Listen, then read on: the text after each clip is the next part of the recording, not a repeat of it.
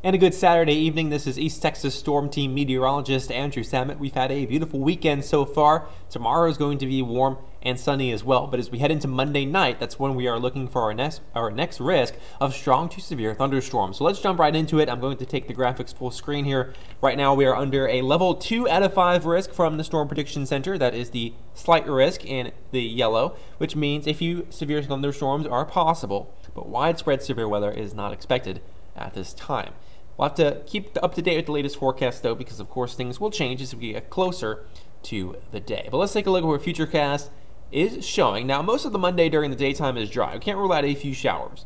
Futurecast trying to pick up on a few thunderstorms, perhaps trying to develop around 5, 6 o'clock. Still remains to be seen if that will be the case.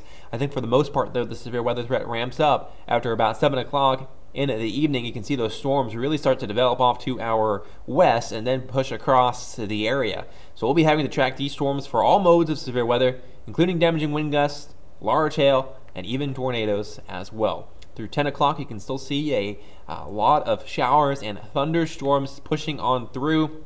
It's a very messy mode of storms, so these storms will be competing with each other, which tends to limit the severe weather threat a little bit, but won't be enough. We'll still see a risk of strong to severe thunderstorms. By midnight, Monday night to Tuesday, you can see the thunderstorms that have developed, but also notice some bowing segments as well that Futurecast is picking up on. That could indicate an increased threat of damaging wind gusts up to 60 miles per hour, and that does look to be the primary concern with these storms.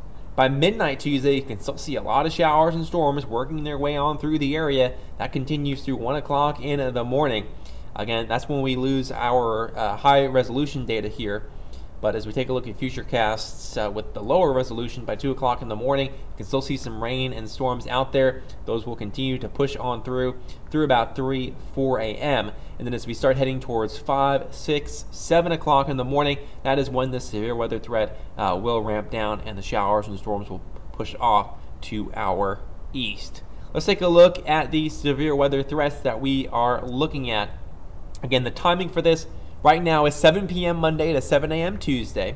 I do expect this time to change as we get closer. Heavy rain is the primary threat here. Could lead to some flash flooding. We'll get to more on the rainfall totals in just a bit. In terms of severe weather, damaging wind gusts are the primary threat, upwards of 60 miles per hour. And then we have a threat of large hail at the low to medium level. And then the lowest threat, but still not zero, is tornadoes at a low to medium threat as well.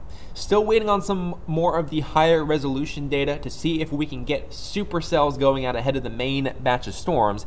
If that does happen to be the case, then we may have to bump up the large hail and tornado potential. So definitely want to stay tuned to the latest forecast. As we take a look at Futurecast rainfall amounts, we look to see widespread about an inch of rainfall across the area, but some locally higher amounts will be possible depending on where the storms exactly set up. And if storms go over a certain area multiple times, then we could be seeing that flash flooding concern. So that's something that we will be watching out for very closely. Again, widespread severe weather at this point is not expected with this system. However, you still need to remain weather aware Monday night because there is that threat for strong to severe thunderstorms. Make sure to keep up to date with the latest forecasts. As we get closer to Monday, we'll have an even better idea of what we can expect.